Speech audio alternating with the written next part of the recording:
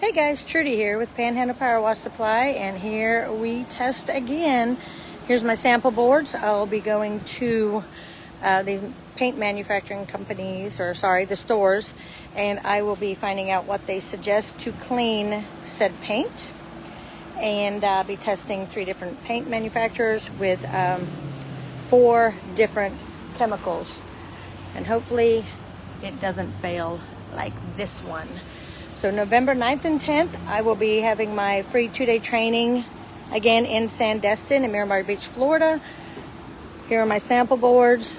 I will be testing them once again to make sure whatever chemical I use is safe on this paint and will not hurt anybody's home or cause contractors to have to repaint a home.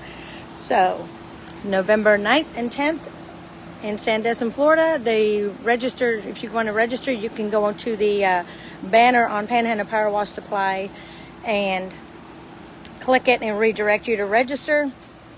Don't miss it, guys. We're going to have coil cleaning, pavement striping, hood vent cleaning, and many more training portals. So can't wait to see you there. Guys, stay humble and hustle hard, and let's see what I can find out with this paint issue.